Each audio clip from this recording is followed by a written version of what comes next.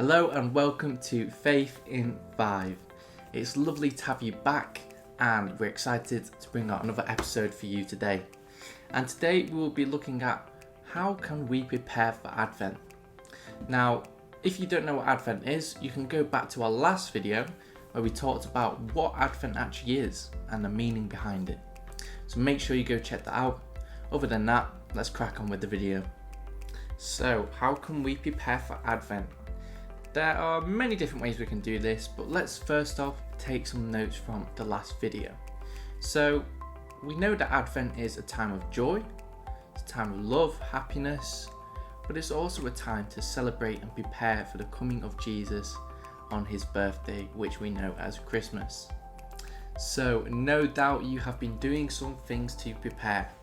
Maybe have you been going to Mass? Have you been spreading the news that Jesus is coming?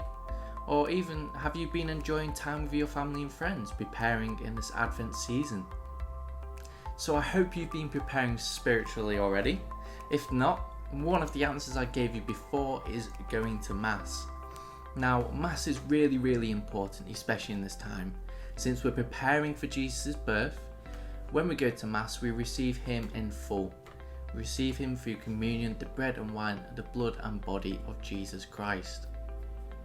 Mass is really important because we get to spend time with fellow Christians who are desiring the same things as us, and there's no better way to prepare than going to Mass each Sunday. One thing you might have seen is the Advent wreath, which, as we said in the last video, has 4 candles. So especially over this Advent time, if you go to Mass, you'll notice that each candle will be lit each Sunday. Another way to prepare spiritually is by, of course, praying. And especially during this time of Advent, who better to pray to but Jesus?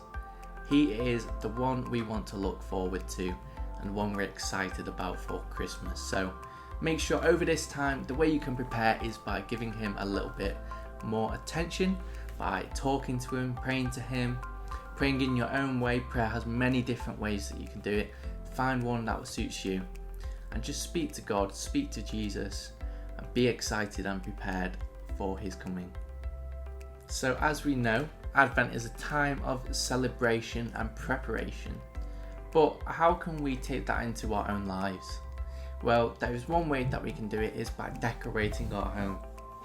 Just as we do every single Christmas, people might put their lights up outside. But what I want you to think about is, how can you do it personal to you? How can you bring Jesus into your home as well? It's all good putting a Christmas tree up, putting the lights up, putting Santas up, but we've got to remember Jesus is the main reason we're celebrating Christmas.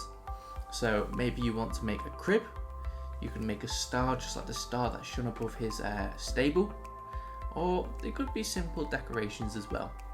But make sure that you have Jesus as the centre focus of your Christmas. One thing you might want to do is make your own Advent wreath. And by that, I mean making one just like in church, with the 4 candles representing the different Sundays of Advent.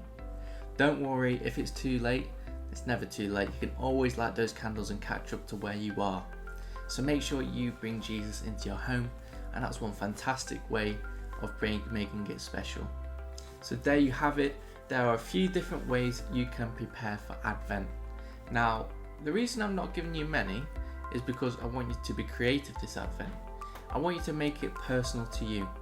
I want you to think about how you can bring Jesus into your life, but not only your life, but your home and other people's lives too. So when I next see you, make sure you send some stuff into the youth email, which I'll pop just here. And it's been really great to have you joining us this week for Faith in 5. There'll be 2 more episodes coming out, so make sure you stay tuned for them. Make sure you share it with your friends and family, and we will see you in the next video. But from me, it's a goodbye, and I'll see you next time.